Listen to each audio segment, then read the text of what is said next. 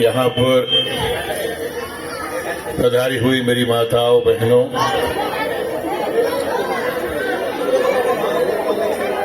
ऊपर छतों पर खड़े मेरे भाई मेरी बहनों, बुजुर्गों, नौजवान साथियों, इस मंच पर हमारे नेता राव वीरेंद्र जी, भाई पंकज डाबर जी,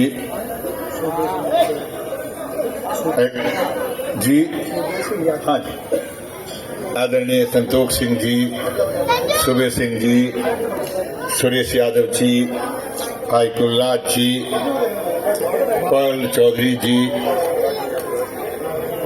और इस कार्यक्रम के जो हमारे संचालक हैं और साथ ही एक नौजवान साथी जिसने कुछ वादा लेने की कोशिश की है। दोस्तों, और खासकर राजीव यादव, मेरा भाई छोटा,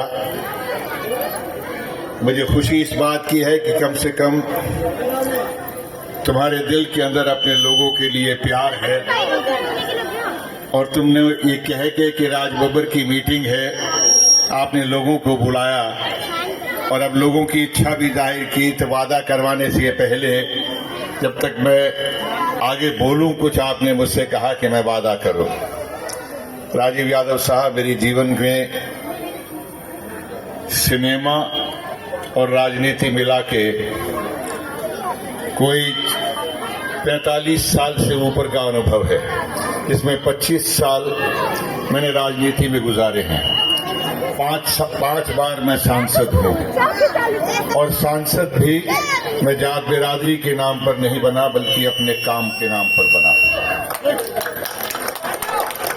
मुझे लोगों ने इसलिए वोट नहीं दिया कि मैं किसी खास बिरादरी, किसी खास धर्म से हूँ। मुझे लोगों ने इसलिए चुना कि मैंने लोगों के लिए काम किया और लोगों के बीच में चला। मैं कोई ऊपर महलों में रहने वाला आदमी नहीं हूँ। मैं जमीन पर एक मध्यम वर्गीय परिवार से हूँ और मैं जानता हूँ कि ऐसे परिवारों की जरूरतें क्या होती हैं। ये सफेद पोश लोग जीवन के अंदर उम्मीदों पर ही जिंदगियां गुजारते हैं। जैसे मेरे परिवार में मैंने, मेरे भाइयों ने, मेरी बहनों ने भी उम्मीदों पर जिंदगियां गुजारी। हमने मेहनतें की। हमारे माँ बाप ने हमसे यही कहा कि बेटा हमारे पास में यही है, हम तुम्हें अपना आधा पेट करके पढ़ाएं लिखाएंगे, बाकी तुम्हारी मेहनत है कि तुम आगे क्या करोगे। उनकी ये उम्मीद कि हम आगे कुछ बने और हमें एक सबक देना कि हम मेहनत करें, और मेहनत के साथ में ये कहा कि ध्यान रखना किसी की बद्दुआ मत लेना। शक्ति मिलती है जब आप बटन दबाते हाथ के पंजे पर। राज बब्बर अगर सांसद बनकर जाता है तो मैं ईश्वर की कसम खा कहता हूं, बद्दुआएं आपसे नहीं लूंगा, मैं आपके बीच में आऊंगा। क्योंकि मैं आज सुन रहा हूं, मुझे दुख हो रहा है। मैं देख रहा था 2-3 वक्ता जिस तरह से बोल रहे थे कि हम सांसद को नहीं पहचानते, सांसद नहीं आते। 18 साल के बच्चे ने, उसको मालूम ही नहीं कि उसका सांसद कौन है, कभी शक्ल ही नहीं देखी। मैं ये सुनने के बाद में मुझे लगा, हे ईश्वर, अगर मुझे इन लोगों का प्यार मोहब्बत मिलती और मैं सांसद बनता हूँ तो मेरे अंदर उस नेकी को कायम रखना कि ताकि सारी जिंदगी में इनसे दुआएं लेता रहूं, मैं इनका काम करता रहूं। माताओं बहनों, आपने बहुत प्यार दिया, खासकर बहन अन्नू ने तो बहुत ही प्यार दिया है। मेरे गीत ही कि मेरे गाने भी गाना शुरू कर दिए। मैं डर के मारे अपने गाने याद भी नहीं करता, इन्होंने सुनाना शुरू कर दिया। लेकिन धन्यवाद आपका। एक वक्त रहा होगा आपकी आवाज बहुत बुलंद रही होगी और जब आप गाती होंगी आपका पूरा परिवार आपको खड़ा कर देता, फिर एक और सुना दे, एक और सुना दे, अन्नू एक और सुना।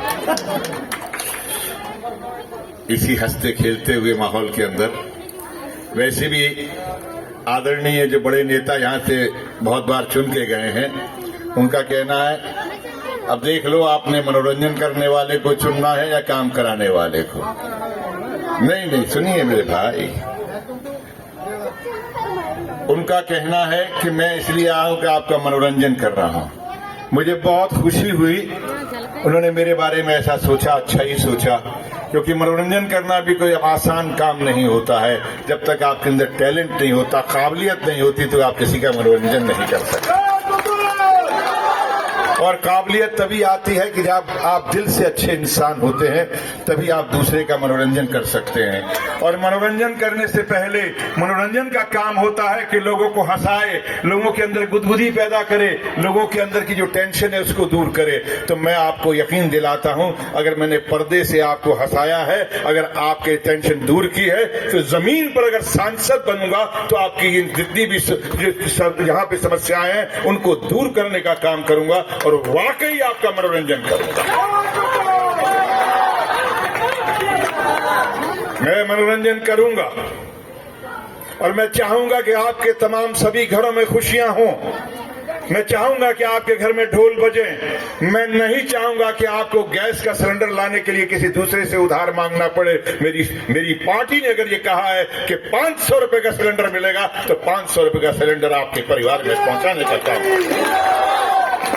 हमारे मैनिफेस्टो में अगर ये लिखा है, अगर राहुल गांधी ने ये भरोसा दिलाया है कि हर साल हर महिला को, एक गरीब महिला को 1 लाख रुपया दिया जाएगा, तो मैं वादा करता हूं कि वो 1 लाख आपके घर में पहुंचाने का काम करूंगा। अगर मेरी पार्टी ने ये गारंटी दी है कि यहाँ के नौजवानों को जो बेरोजगार होंगे, जब तक उनको रोजगार नहीं मिलता, उनको साल में 1 लाख रुपया पहुंचाया जाएगा, तो मैं इस बात का वादा करता हूं कि मैं पहुंचाऊंगा। मैं आपके घर में खुशियां देखना चाहूंगा। मर रहे हैं लोग, ऑक्सीजन की जरूरत हो, किसी अस्पताल में जाने की जरूरत हो, अगर वो लोग अपने घर के बंगलों के या अपने हवेलियों के दरवाजे बंद कर देते हैं, राज बब्बर ये गरीब कभी आपके दरवाजे बंद नहीं करेगा, बल्कि आपको घर में लाने का काम करेगा। मैं कभी व्यक्तिगत किसी की बात नहीं करता हूं। जब उन्होंने कहा कि मैं मनोरंजन करने वाला हूं, तो मैं फिर बता दूं, मनोरंजन करने वाला 25 साल तक, 26 साल तक सांसद रहा है। और आगरे में फोन करके पूछ लेना, आज भी लोगों के दिल में जगह बना के आया हूं। लोग कहते हैं कि इससे बेहतर काम किसी ने नहीं किया। वो वहां पर वो मेरा क्षेत्र, वो सुरक्षित क्षेत्र हो गया, रिजर्व हो गया, इसलिए मुझे आपके बीच में आना पड़ा। और मुझे उम्मीद है अगर 25 साल यहाँ वहां रहा हूं, तो जब तक जिंदगी है, सांसद और नो सांसद, लेकिन आपके बीच में ही रहूंगा। मैं बंबई में बसा था, अब गुड़गांव में बसने का काम करूंगा। बसावट आपका काम। जी हाँ, बिल्कुल यहाँ गुजरा। मेरी बहनें यहाँ पर हैं। मुझे अच्छा लग रहा था जब मैं आपको देख रहा था। यही हरियाणा है जहाँ मेरा परिवार है। मेरे रिश्तेदार थे, मेरे मौसा थे। बचपन में हम आया करते थे, तो कहाँ जाए, बचपन में हमारे रिश्तेदार तो 2-4 ही होते थे। तो यहाँ गुड़गांव में लेके आ, उस वक्त गुड़गांव बड़ा नहीं था इतना जितना आज बड़ा है। उस वक्त छोटा था, लेकिन ये रिश्ते, इस जमीन के साथ मोहब्बत, आप लोगों के साथ में प्यार, कोई मेरा ये नहीं है कि आप मुझे वोट डालें, इसलिए है कि मैंने ये जिंदगी जी है। मैं जानता हूं कि मेरे घर में क्या तकलीफें थी, और मैं जानता